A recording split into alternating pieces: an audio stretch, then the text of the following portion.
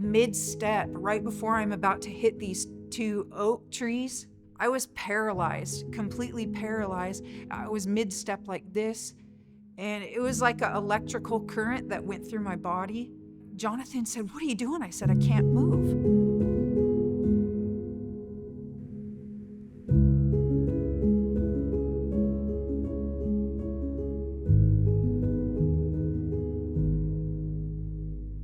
My name is Sara Brown, and I live on the Chehalis Indian Reservation in Washington State.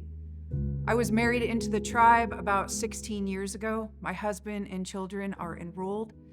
And I grew up basically in the suburbs of Olympia and had no clue that Sasquatch existed until 2012. So 2012, when I moved to the reservation,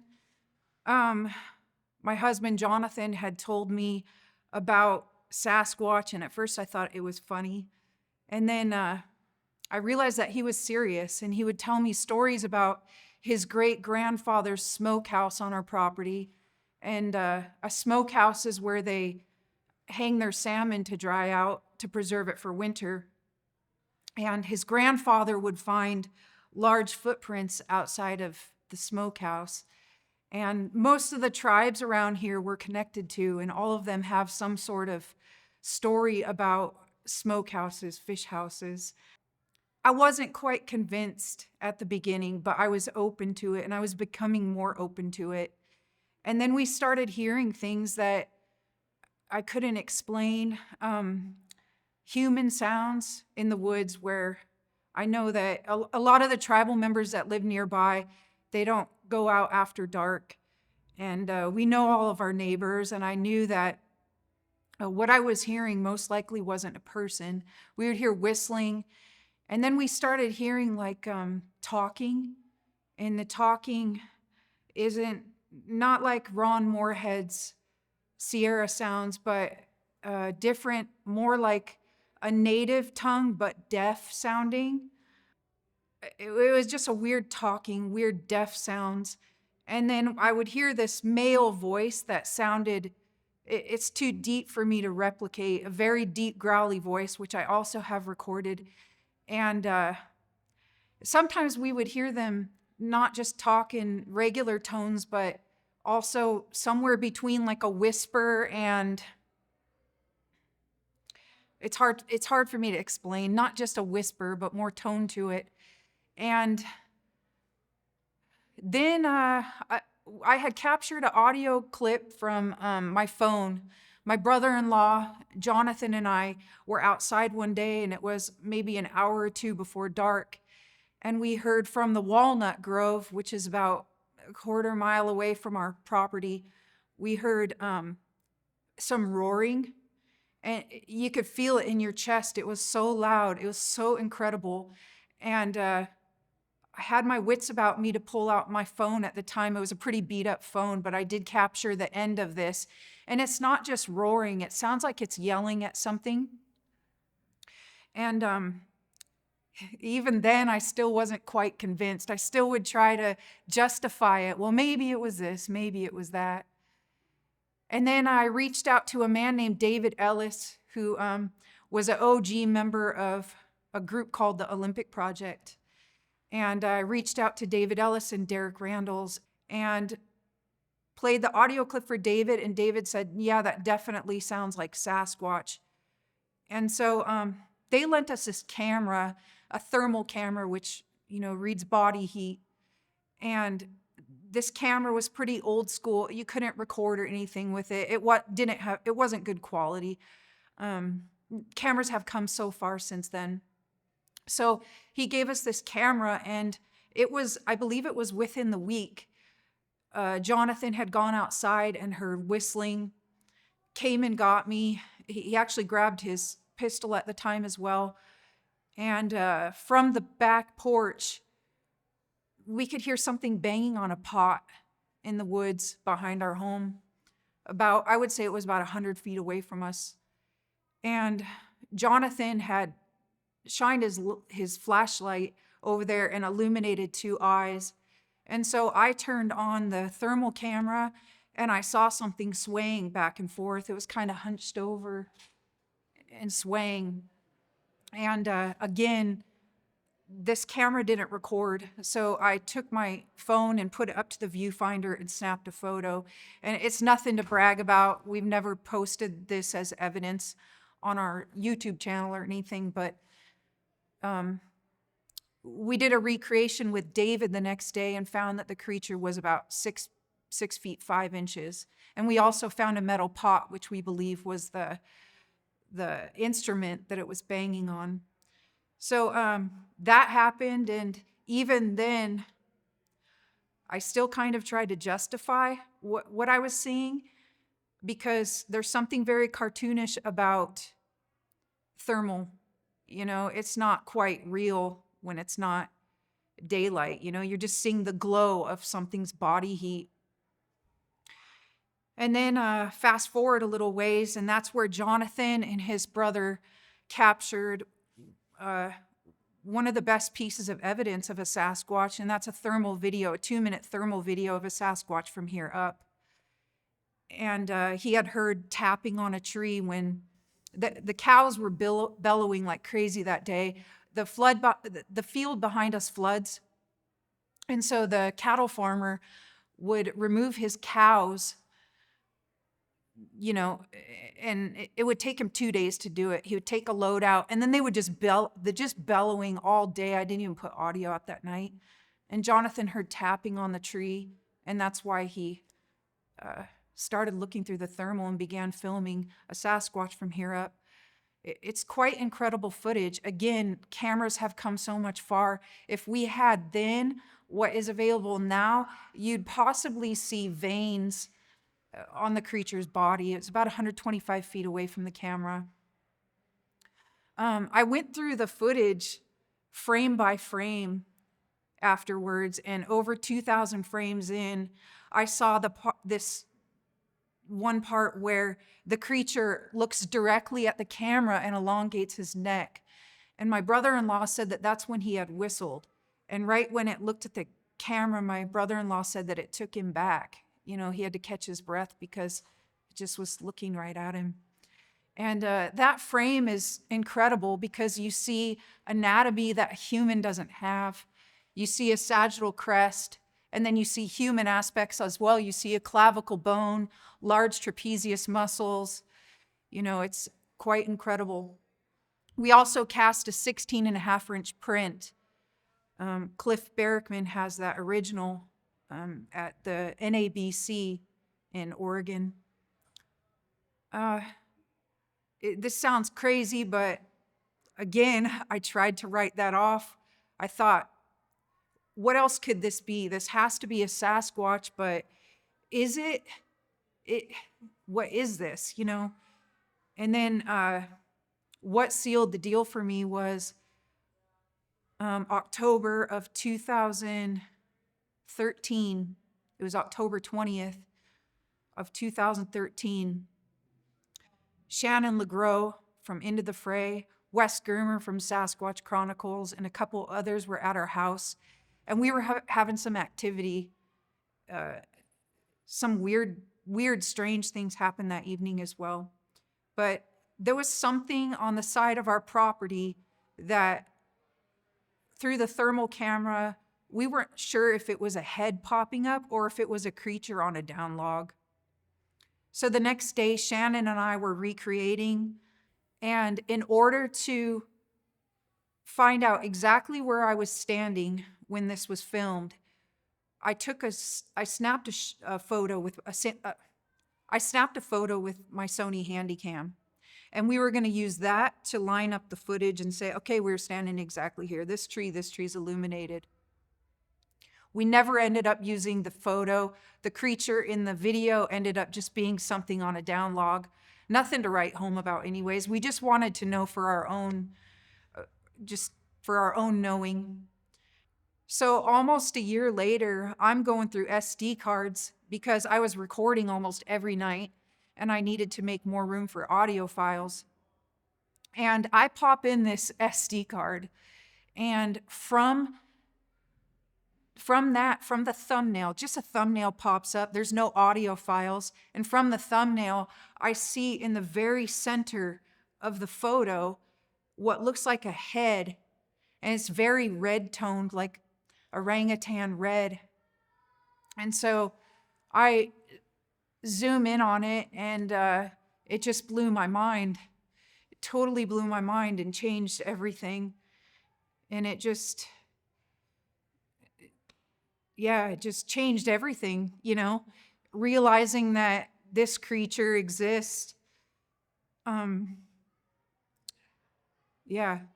I don't even know what to say about that. It just changed the way I, thought about everything. There was no more denying it or justifying at that point. You see, there's brambles that are about 6.5, 7 feet tall. And I stood on a chair, and my arm reached about 7.5 feet tall, was the top of this creature's head. And that's about the same measurement as the one in Jonathan's thermal. So we believed it was possible that it was the same male. And this picture was taken a little after noon. And so you can see in the photo, you can see sun glints on the brambles. And so there's some sort of discoloration on his head, right? The brambles are up to here. You see him from here up. Very heavy cleft brow, but you're seeing some sort of discoloration right here. And we were never sure if that was sun glints or if it was a second color.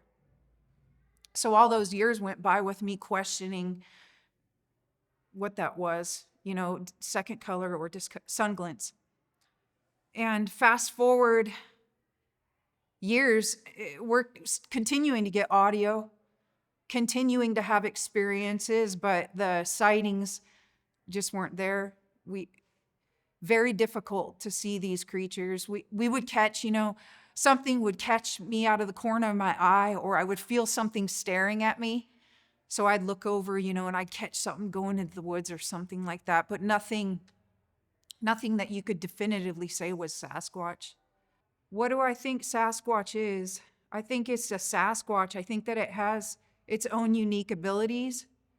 I think that we do it a disservice to not honor that and realize that it is as unique as man is, or octopus, something with such unique abilities that it's hard to even say, no, there's no way that octopus can change its skin to match corals or, fit into a jar and then just become massive when it comes out of the jar. I think that they have abilities like that are so unique that some people might believe them to be paranormal, and they might be. I haven't seen stuff like that, but I have seen things that you could say are paranormal because I've seen red eyes one time. I don't believe that was a reflection.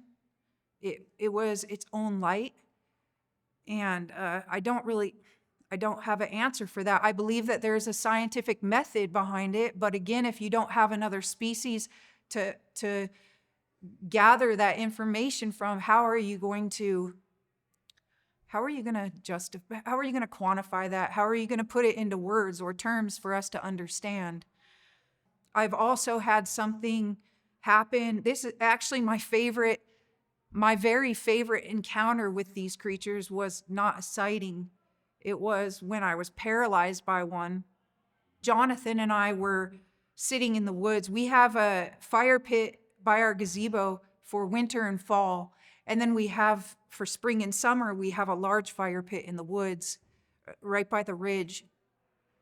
And we could hear one to our right and we could hear one to our left. And they were creeping and knocking and making subtle sounds, snap breaks and stuff. We would stop talking, they would stop. We would start talking, they would start making sounds again. And they're always typical Sasquatch, like right on the edge of where the fire illuminates, just in the shadows. Over a half hour had gone by, so it was totally black out that night. Jonathan illuminates the path going back to the house, and I'm about 6 to 10 feet in front of him. And mid-step, right before I'm about to hit these two oak trees, big oak trees, I was paralyzed, completely paralyzed. I was mid-step like this, and it was like an electrical current that went through my body. And Jonathan said, "What are you doing?" I said, "I can't move." It didn't affect him. It just was at me. And right then we could hear it from those two oak trees, which was only a few feet away from me. It ran off and we could feel its footsteps hit the ground, these footfalls. It was so incredibly loud. And that incident made me realize that they could see perfectly at night, because I have a food forest in my backyard. I have all sorts of medicinal plants and berries and trees, and it had to have seen clearly in order to navigate through. It triggered my chicken coop light in about 6 steps, and then I was released and able to walk again. I think some people might think that that has a paranormal aspect to it, but that too is also, and it very well could be. I don't want to argue with people's, interpretations or theories on things, but if that is something like infrasound, there is other creatures on Earth that have that ability, and it could have an effect like that, a biological effect on our bodies or on equipment. So again, I've seen things that seem very paranormal, but I think that there is a method to it, I guess, if you want to say. So I think that all of us in the community, I think that it would be a service to give a little bit of wiggle room and a little bit of leeway. And instead of saying, "Oh, no other primate has red glowing eyes," okay, well, Sasquatch does, and there's too many reports of it now. There's way too many reports of the glowing eyes. So our property, again, on the reservation, is like a pinch point to some very valuable resources. There's a creek that I tested. There's a creek that has mint running through it, all this mint.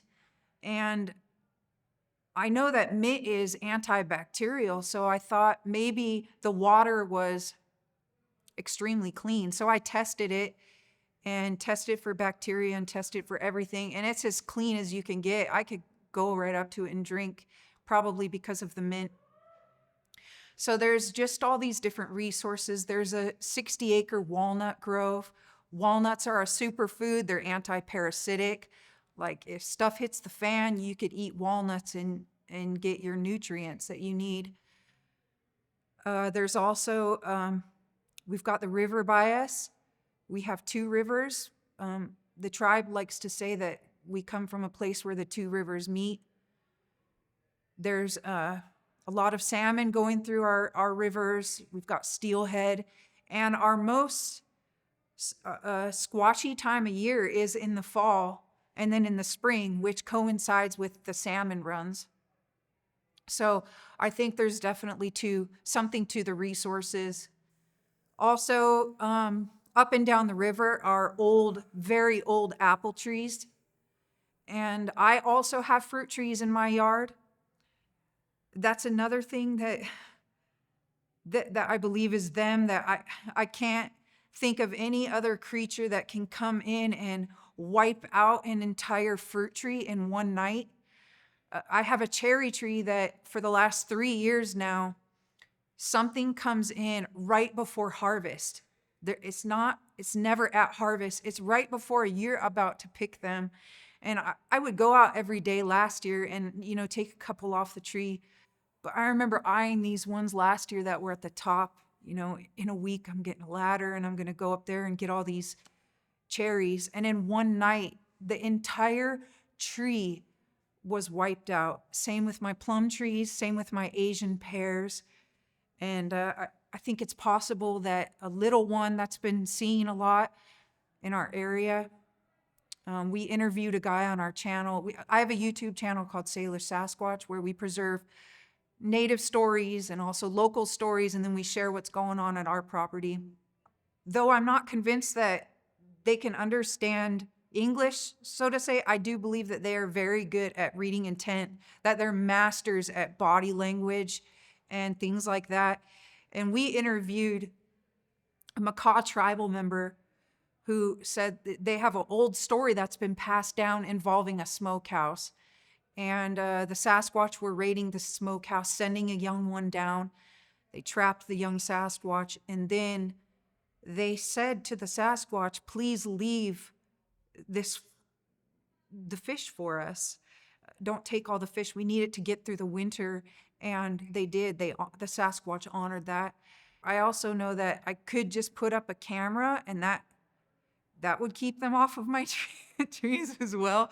A lot of people say, why don't you put cameras up at your property? I tried for years. And I have a very well documented camera project. I tried little Wi-Fi cameras that I pasted up and down the ridge. I put a thermal camera that was 15 feet up in a tree that overlooked the valley by the river. It was there for months. It was actually that old R2-D2 camera from Finding Bigfoot that they used to put on the cars. It was that exact camera. I don't know what it is that deters them, but something in those cameras, whether it's smell, feel, sight, whatever it is, maybe there's a vibration to it, I don't know, but something deters them from those cameras. And from all of the eyewitnesses that I've spoken with, Rich Jermeau being one of them, David Ellis being another, it's the eye of the lens that they're avoiding. They'll come up to the other side of the camera, but the eye of the lens is being avoided. So again, I don't have any theories on that. All I can do is acknowledge my data and acknowledge tons of other data from other researchers, and the fact that there's at least documented tens of thousands of trail cameras in the United States. That's just documented. I feel like we would have all sorts of footage. I think maybe sometimes they slip up, but that's so rare. It's so rare that I've just found them to be a deterrent. But having cameras on your person, I found works. So that's what we do. We have GoPros on. We try to have thermal We personally don't have a thermal camera. We have an old FLIR Scout that's, something would have to be 30 feet away. But when we go out with our friends, they have their thermal cameras ready, for hopefully those fleeting seconds, that you can get it up there and get recording. But we just have found that stationary cameras, it just doesn't work. Audio, I always have good luck with audio. Always have good luck with audio. I have a very interesting audio clip from 4 nights after the thermal video that Jonathan and his brother got.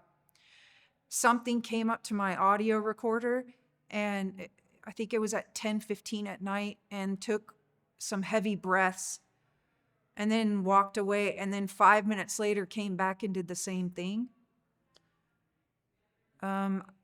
I also have some really interesting howls, and again, the speech is my favorite though. Again, they sound deaf. The cattle farmer that he rents out multiple pieces of property on our reservation. And I asked him one time, I said, have you ever had anything go missing, any wildlife or any of your cattle go missing? And he said, not even a calf. And he's aware of them. He told me that him and his grandson were over at the tribal barn one time, and his nephew, his great nephew and him were over there. His great nephew was 11 at the time. And they heard one talking, and he said the same way that I describe it, such a deep, growly voice that he couldn't replicate it. And he said it almost sounded like it was Mayan or something, but again, so deep and raspy. And I said, oh, I have recordings of that. And I showed it to him, and he said, that's what we heard. They couldn't see it. They were looking everywhere and they couldn't see it. But he said that his great nephew would never go back there again. He also saw one bathing in the river. Yeah. If I could capture all of the stories from the tribal members and locals, it's mind-blowing. It's just really hard to catch those tribal stories. A lot of them are superstitious about it, and a lot of them just kind of like to remain, just keep those stories for themselves or for family. From what I've learned about these creatures, I thought maybe when I first what was immersed in this, I thought maybe it was like, people say Gigantopithecus or whatever, but there's something more human to them. Not just the language, but they seem to operate in family groups, family structures. I've heard a lot of natives say even clan-like structures. I think that it's important to maybe treat them as such, like maybe another tribe or something. Our tribe's name, I don't know how to pronounce it, but it means shy one. And I really like that for them because they do seem kind of like a shy, possibly ancient type of, hominid being. We hear these creatures all the time, but seeing them is so different. Like I'm talking once a decade, you get that quick sighting. 2024, Jonathan and I were outside and I saw the big one, and it answered the question in the photo for me whether it was sun glints or whether it was two colors. It was two colors. It was 6:00 at night and he was fully illuminated and stepped out briefly and I saw the two colors. There was something here and there was the same discoloration on the arm. And so that answered the question for me. And that was the same day as the Aurora Borealis. So it was like, it was such a magical day to see this Sasquatch. And then at night, my first and only experience of the Aurora Borealis. I always include that when I'm talking about that sighting. I always include the Aurora Borealis because there could be a correlation, I don't know, but I think it's very important. I mean, all those things have an effect on us. The moon phases, everything has an effect on us. Even planetary alignments have effects on us. So there could have been something to do with that. Oh, another thing is there's a BFRO report that took place about 8 miles away from us as the crow flies from that same night. Our channel is called Salish Sasquatch on YouTube. And the reason it's called Salish Sasquatch is because Chehalis tribe is part of the Salish tribes. Up and down the Salish Sea, it goes all the way from Vancouver down to parts of California, part of the Salish-speaking tribes. So not only do we share evidence and things from our reservation, but we also share native tribal stories and also witnesses, just in the area. So you can find us again on YouTube, Salish Sasquatch.